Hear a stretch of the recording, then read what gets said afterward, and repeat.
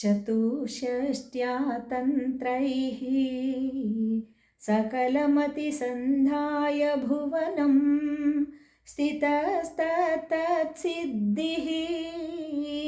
प्रसवपरतन्त्रै पशुपतिः पुनस्त्वन्निर्बन्धात् अखिलपुरुषार्थैकघटना स्वतन्त्रं ते तन्त्रं क्षतितलमवातीतरदिदम्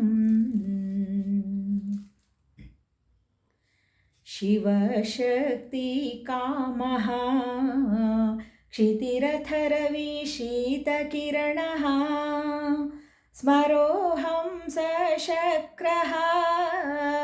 तदनु च परामारहरयः अमीहृल्लेखाभिः श्रीसुभिरवसानेषु घटिता भजन्ते वर्णास्ते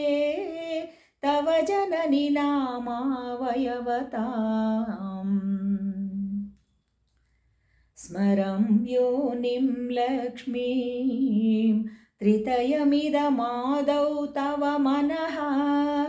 निधायैके नित्ये निरवधि महाभोगरसिकः भजन्ति त्वां चिन्तामणि गुणनिबद्धाक्षवलयः शिवाग्नौ जुह्वन्तः सुरभिघृतधाराहुतिशतैः शरीरं त्वं शम्भोः शशिमिहिरवक्षोरुहयुगं तवात्मानं मन्मे भगवति नवात्मानमनघम् अतः शेषशेषिः अयमुभयसाधारणतया स्थितसम्बन्धो वां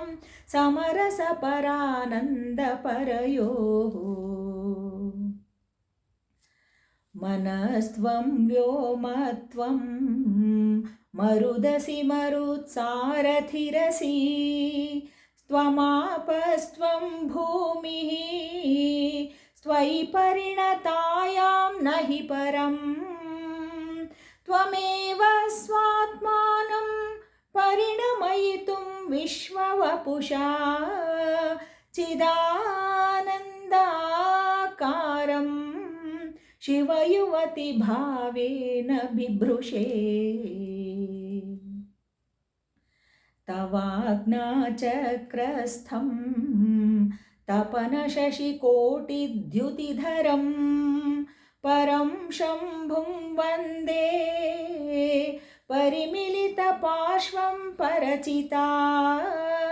यमाराध्यन् भक्त्या रविशशिशुचि नाम विषये निरालोके लोके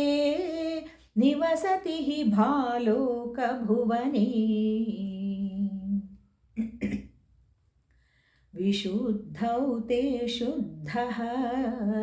स्फटिकविशदं व्योमजनकं शिवं सेवे देवीम् अपि शिवसमानौ व्यवसितां ययोकान्त्यायान्त्याः शशिकिरणसारूप्य शरणे विधूतान्तर्ध्वान्ता विलसति चकोरीव जगति समुन्मीलत्संवित् कमलमकरन्दैकरसिकं भजेऽहं सद्वन्द्वं किमपि महतां मानसचरं यदालापादष्टा दशगुणितविद्यापरिणतिः यदा दत्ते दोषाद् गुणमखिलमद्भ्यः पय इव तव स्वाधिष्ठाने हुतवहमधिष्ठाय निरतं तमीडे संवर्तं जननी महतीं तां च समयाम् यदा लोके लोकान् दहति महती क्रोधकलिते